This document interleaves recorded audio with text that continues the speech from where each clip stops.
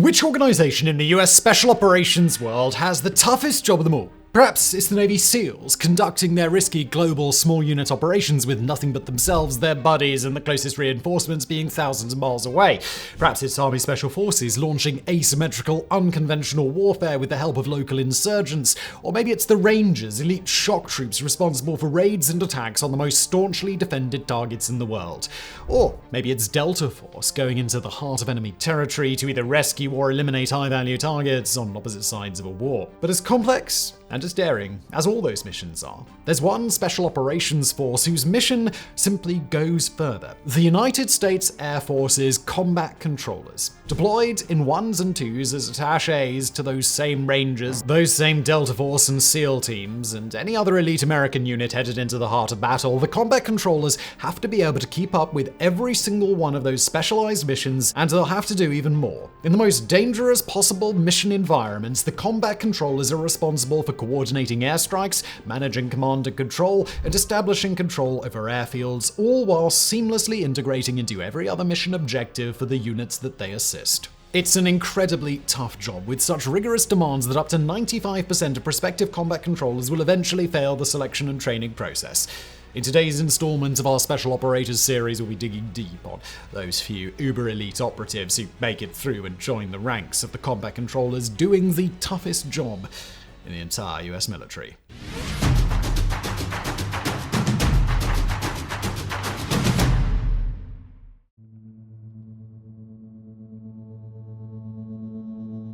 It's perhaps a bit ironic that the Air Force, long derided by other US military branches as a bunch of lazy, spoiled pretty boys, are responsible for producing the absolute units that are the combat controllers. But the controllers have been an integral part of the branch for almost as long as it's existed. The combat controllers can trace their legacy to the US Army's Pathfinders during World War II, who were responsible for infiltrating enemy lines in advance of a large-scale assault, reporting on the weather and ground conditions, and marking the landing zones where American and Allied troops were expecting to conduct their landings. In Burma, air commandos pioneered the use of radio to coordinate airstrikes from the ground, and on the European front, early combat control teams learned to establish forward airfields in hostile territory in order to coordinate resupply operations and troop landings far ahead of where the Germans had expected those troops to be. When the US Air Force was made its own branch of the military in 1947, its leadership initially attempted to push Pathfinders out of the service entirely, believing that they would be made irrelevant by electronic navigation aids. After some inter-service squabbling between the Air Force and the Army, which saw Pathfinders almost completely excluded from the Korean War, the Air Force was eventually able to come to terms with the Department of Defense's expectation that it would keep a unit of Pathfinders,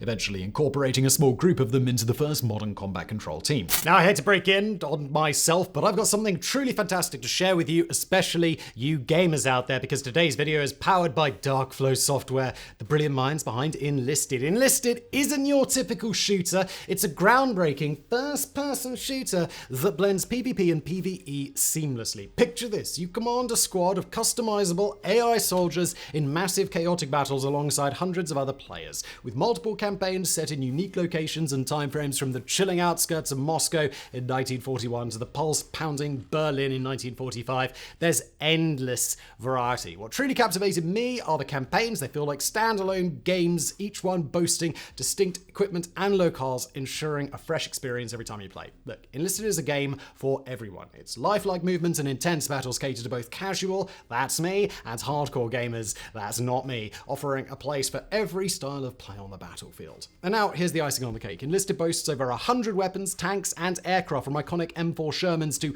obscure gems like the VG2. The game's arsenal guarantees hours of excitement. So here's the deal. You can play it for free right now on PC, PlayStation, or Xbox. No catch, just pure gaming joy. Register through my link and receive a free bonus pack loaded with multiple weapons, soldiers, and a premium account.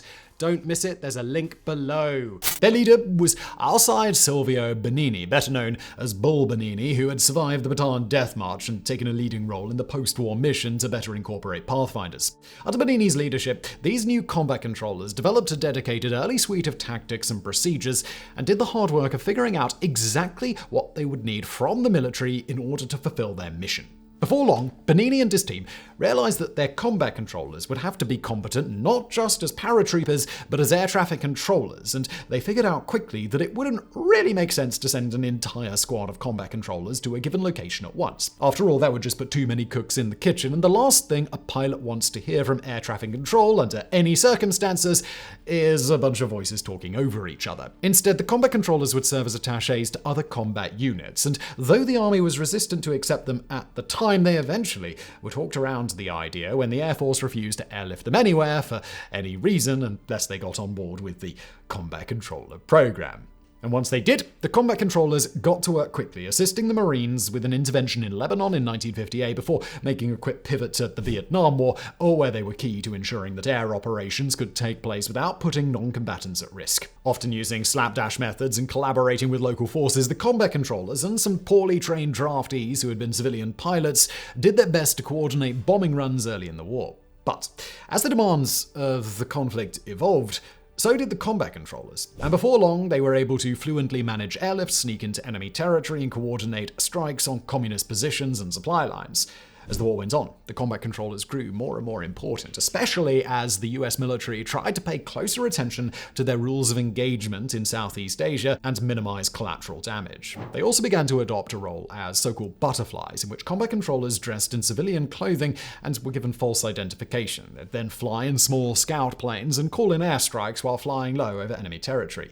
After the war in Vietnam ended, Major John Carney Jr. of the combat controllers was instrumental in guiding US forces to an airstrip in Iran, where they staged the failed Operation Eagle Claw meant to rescue 52 embassy staff held during the Iran hostage crisis. Despite Carney Jr.'s best efforts, the mission went catastrophically poorly due to weather and technical issues, but Carney himself had been successful in rigging the target airfield for a landing.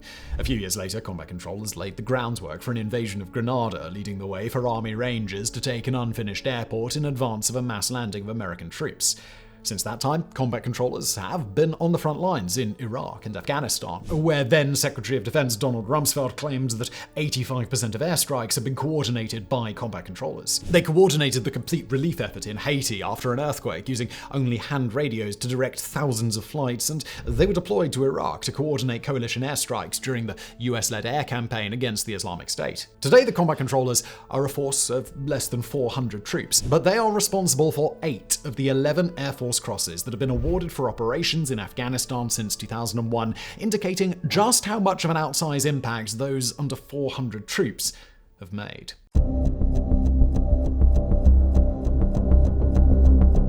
As we've already mentioned, combat controllers are unlike other special operations teams in that it's rare for them to deploy in dedicated units filled with other combat controllers. Instead, they tend to accompany other special operations units on a wide range of operations, meaning that their presence isn't as much determined by a type of mission, but whether there's expected to be a need for their expertise.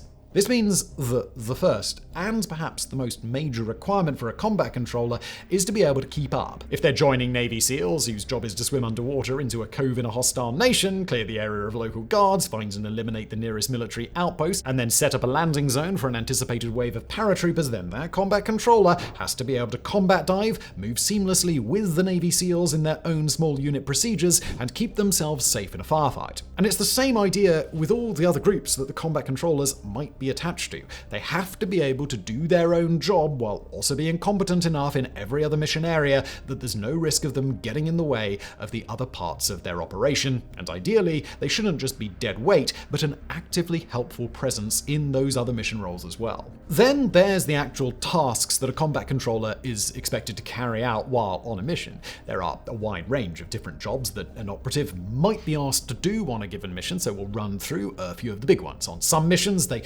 accompany ground troops who are expecting help from an airstrike, say raiding an ISIS stronghold in Syria, while waiting on a couple of A-10s to light up the area with rockets and cannon fire. During those missions, a combat controller wouldn't just be telling support aircraft where to strike, but coordinating their actions and directing them around the battlefield from a grounded vantage point. In other scenarios, a combat controller might be deployed in advance of a large-scale attack from the air, either using paratroopers for whom the combat controller would be clearing out and then marking a safe and secure secure drop site, or using aircraft that are expected to land or hover long enough to drop the troops they carry. In some cases, the role of a combat controller in that sort of operation might be to find an empty clearing in the middle of the forest where a few helicopters can fly low enough to get their troops to the ground. In others, that same combat controller and backup from, say, an Army Ranger platoon might take over an entire enemy airfield equipped with only their rifles and other small arms, thus clearing the way for the US's massive cargo planes to land, with guidance from the combat controller, of course.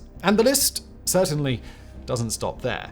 Combat controllers can deploy with small units far afield in enemy territory, marking locations to be surveilled by aircraft above. They can be sent to aid allied nations and their own air forces, which might be struggling to coordinate combat operations on the level that a combat controller is capable of. They might be sent to aid in counter-terrorist operations, or be asked to direct air traffic during search and rescue operations, or manage large-scale humanitarian efforts in disaster zones where proper air control just doesn't exist. Regardless, they expect constantly to be on the front lines, under fire and duress, with large operations hinging on their singular ability to do their job.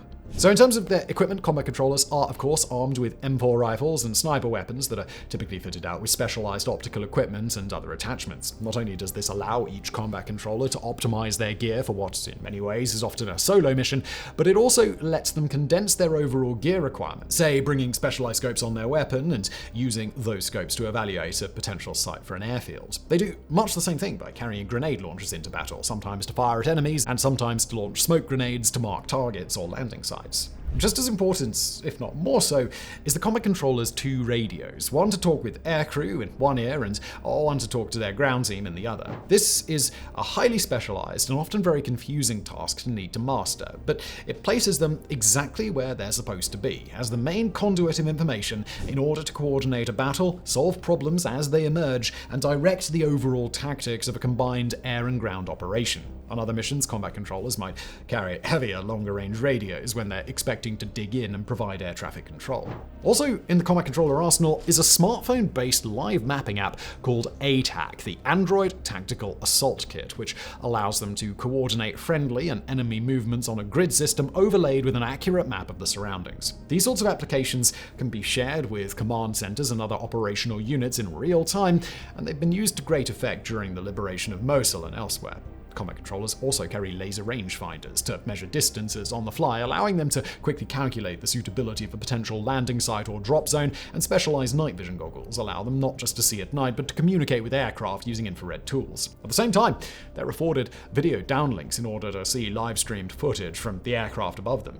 And lastly, combat controllers will often get a motorcycle, which is designed to parachute down to the ground alongside them before being used in the heat of battle. When we consider that combat controllers are often marking entire improvised airfields or seizing them with the help of ground troops in order to allow large planes to land, it should be no surprise that a motorbike comes in rather handy in order to travel around an area that might be hundreds of meters long. These motorcycles can be mini bikes or dirt bikes for rough terrain, and typically they're equipped with small engines that ensure that the bike can balance with not just a combat controller, but a 100-pound gear bag on it as well. And if the motorbike doesn't fit a mission, that's alright, the combat controllers get all-terrain four-wheelers too.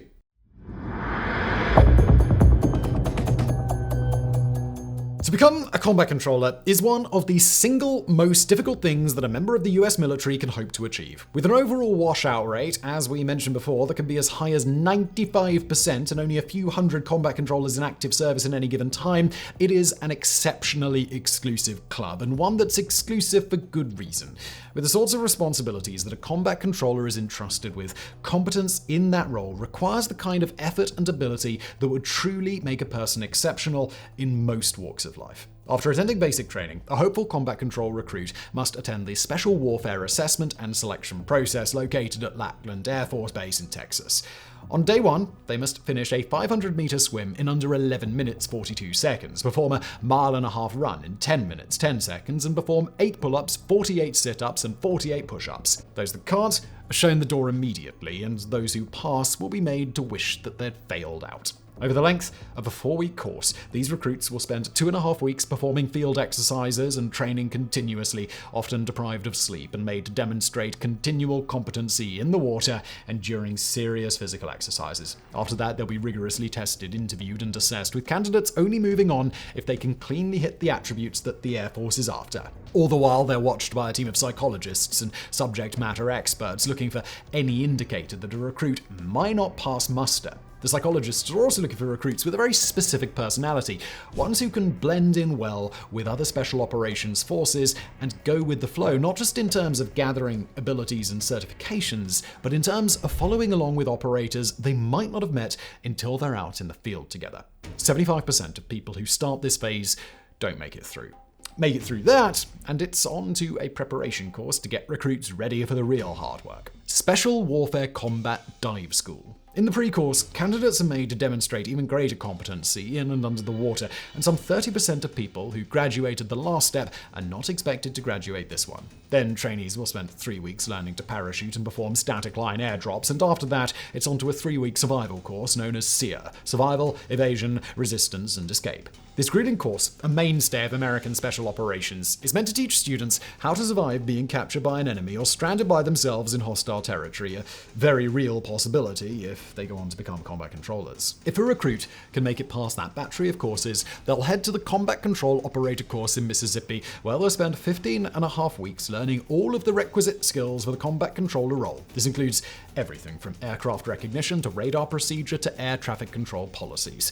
And after that, for another 13 weeks, they'll handle the combat side of being a combat controller: small unit tactical training, land navigation, assaults, demolitions, fire support, parachuting, and more. Make it out of this course 42 weeks after starting the combat controller journey, and they'll finally be awarded their apprentice-level certification as a combat controller, earning their right to wear the scarlet beret of their team. But there is still more. Getting one's apprentice-level certification is just the beginning. If a young combat controller actually wants to become a combat-ready member of the team, well, next comes between 12 and 15 months of advanced training at the Special Tactics Training Squadron in Florida, where combat controllers learn alongside pararescuemen and special reconnaissance troops in 4 key areas: water, ground, employment, and full mission profile. These courses are even more demanding than the ones that came before, both physically and mentally.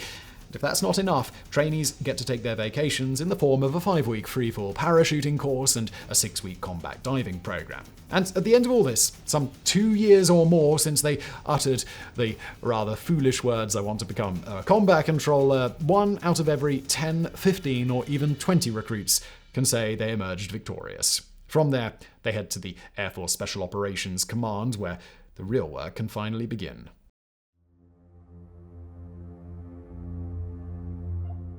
When it comes to renowned combat controllers, there is no better place to start than Senior Airman Zachary Reiner, who was part of a helicopter infiltration in Afghanistan's Nuristan province in 2008. Accompanied by a team of Special Forces operatives, Reiner was tasked with the capture of high-value insurgents in a small village. However, he and his team were trapped in an ambush while stuck on nearly vertical terrain, pinned down and wounded almost immediately. But despite his injuries, Reiner not only laid down covering fire personally with his rifle while his comrades got to safety, but he then got straight to work directing close air support on their position. The planes Reiner directed would drop a total of 9 Hellfire missiles, over 160 rockets, 12 500-pound bombs, a 1-ton bomb, and well over 4,000 rounds of cannon fire, distributed between 8 fighter planes and 4 attack helicopters over a total of 50 attack runs. The battle took some 6.5 hours, in which Reiner had to repeatedly call in airstrikes within 100 meters of his own position, in a battle that would see 20 Silver Stars and 2 Medals of Honor awarded to his compatriots from the Army. Reiner received the Air Force Cross, the first living recipient during the War on Terror. Then there's the story of Chief Master Sergeant Tony Travis, who was dispatched to Port-au-Prince in Haiti almost immediately after the country was devastated by an earthquake in 2010. Travis was among the first people to arrive and help with the relief efforts. After all, for an island nation like Haiti, competent air traffic control would be essential to bring supplies that would only arrive quickly if they came by air. Not only that, but the Port-au-Prince airport had been left with only one usable runway and a tower that couldn't be occupied. The airport was overfilled with grounded aircraft, and there were far too many Haitians located elsewhere in the country who couldn't make it back to the capital. But within a half hour of his arrival, Travis had set up his team's best attempt at an air traffic control operation and established a timetable in which planes could take off and land every 5 minutes. On top of that, Travis coordinated deliveries to 4 remote drop zones, providing tens of thousands of packaged meals and bottles of water. Travis's operation would see £4 million of supplies brought to Haiti, and for his work, he'd be honored as Time magazine's top 100 people of 2010. And as a final example of a combat controller in action, not just directing fire, but leading a combined team of special operations forces from across the US military, well, we come to Master Sergeant John Chapman, who posthumously received the Medal of Honor for his acts in 2002 during the Battle of Takugar. The battle, which took place atop a mountain of the same name in Afghanistan, saw Chapman and a team of Navy SEALs and Army Rangers attempt to stake out an observation post from which they could direct fire on enemy targets. During their insertion onto the mountain, the helicopter carrying Chapman was hit by an RPG, and after a controlled crash landing, Chapman was instrumental in leading his team on the ground, fighting uphill while attempting to rescue a missing teammate and being critically wounded in the process. But despite these injuries, Chapman continued fighting for well over an hour, saving multiple lives, allowing the rest of his team to evacuate, and even engaging an enemy in direct hand-to-hand combat before succumbing to his wounds. In this engagement, Chapman never got a chance to direct the kind of large-scale air operations he had expected to, but he fought to the last nonetheless. So, as is so often the case on our Special Operator series, we must point out that if a combat controller's operation is successful, we the public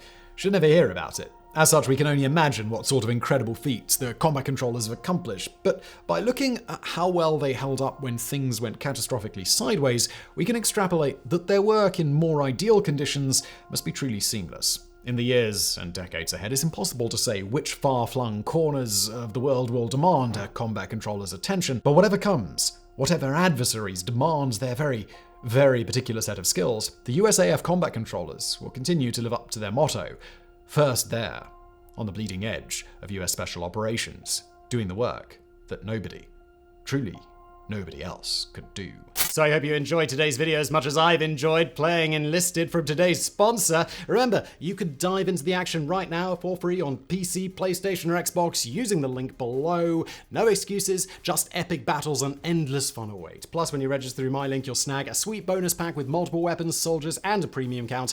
Don't miss out. Join the Enlisted community today. Link below. And thanks for watching.